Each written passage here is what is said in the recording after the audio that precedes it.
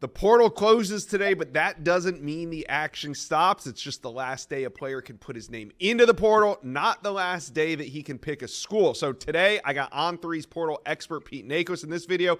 We're going to break down all the latest intel out of the transfer portal. But first, lock in, hit subscribe to the On3 Recruits channel. We're growing this thing. We're almost to 50K. Jump on board.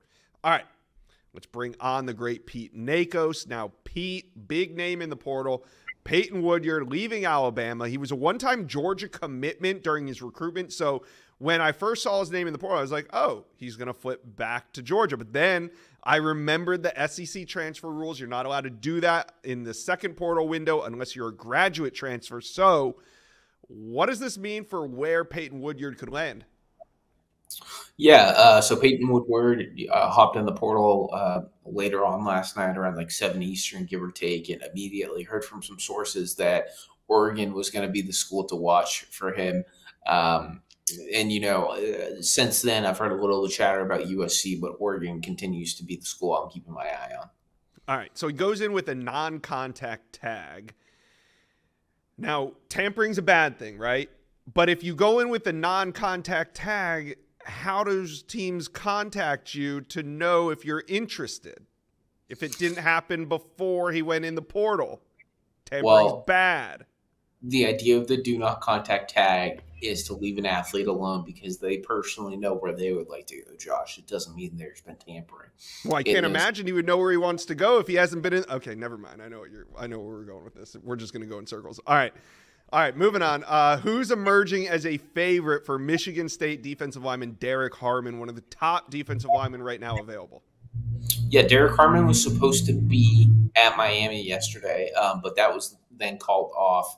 And that kind of really took Miami out of the equation. Since then, he's already gone on visits to USC and Colorado, and those are the two I've had circled, but I've also heard that Oregon's going to be in the mix too. And if folks don't remember, Derek Harmon went in the portal in the wintertime. He withdrew his name, but during that period he was in, he took visits to Ohio State, Auburn, and Oregon. All right, Cormani McClain now has been in the portal for 10 days. He hasn't taken any visits, so I just got to thinking, are you getting closer to putting in a pick for USF? No. Cormani McClain signed NIL representation on Monday with Disruptive Sports, and that's a really interesting development given the fact of like just how prominent NIL agents are in helping athletes pick their schools these days when it comes to negotiating dollars and finding the best landing spot. So I would think that maybe Cormani McClain's recruitment might heat up a little now that he has some professional help kind of like helping guide him through this process. But, Josh, I've yet to hear of the spot for him. Really? Okay. So you think maybe signing with an agency could help his recruitment? I definitely do think so. And I mean, just speaking from previously, I know that NIL agents have really helped athletes speed up their process. So, well, I'm not saying it's a definite, but it's just something to monitor and keep an eye on. All right, but you still think USF, UCF, Memphis, are those still kind of before he signed with the teams in play? You know, like those are the teams you hear about. But if we're going to be honest here, Josh, like on Tuesday, April 30th, like there's days where it's like, UCF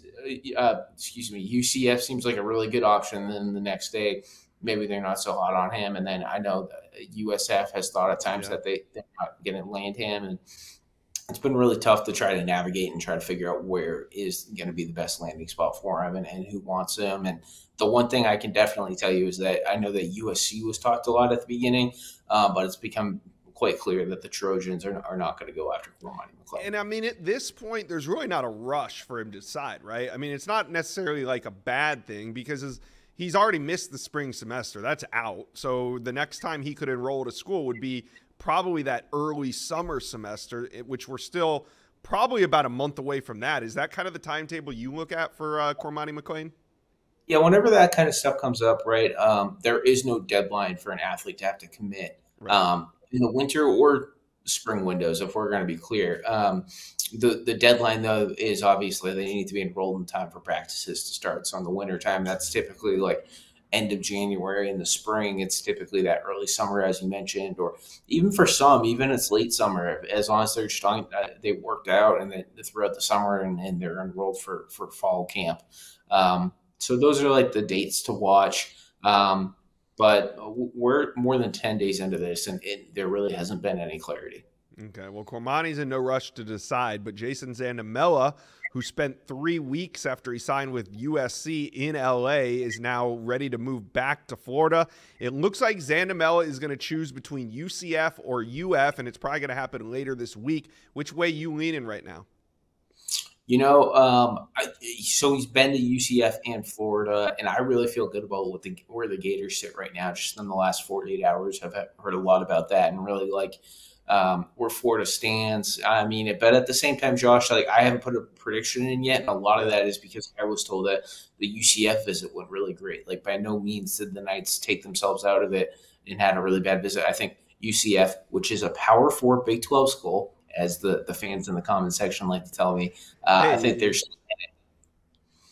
Yeah, we love the commenters. They're always right here. They know more about, they're the recruiting experts, and they never miss. So let's talk about Miami. They have been racking up portal players this spring, and edge Tyler Barron was on campus over the weekend. Is he the next to commit to Miami, or is there more competition for him? But there is some competition for Tyler Barron. USC is pushing to get him on campus. He was tentatively scheduled to get there on Monday. That isn't happening. Maybe this weekend. Ole Miss hasn't fully removed themselves from the conversation. If you remember, he was committed to the Rebels before he flipped to Louisville this winter, and I think Ole Miss is interested, but they're also approaching it with an understanding of what happened the last time they tried to go all in on Tyler Barron. So that'll be one to watch. I think Miami's in a good position. And Josh, I think you and I mentioned this last time. He has a stepbrother, Wesley Walker. Just trying to keep an eye on what he does too. Does Miami want to take both of them, or do they just want to take Tyler Barron? That's going to be something that I'm watching the next couple of days. All right. Well, the portal is still busy, even though today's the last day that you could enter your name. Still a lot of action. We'll check in with you again soon, Pete. Appreciate you. Thanks so much, Josh. Well, you've made it to the end of today's video, but there's hundreds more videos on the On3 Recruits channel for you to check out. And also, while you're here, hit subscribe.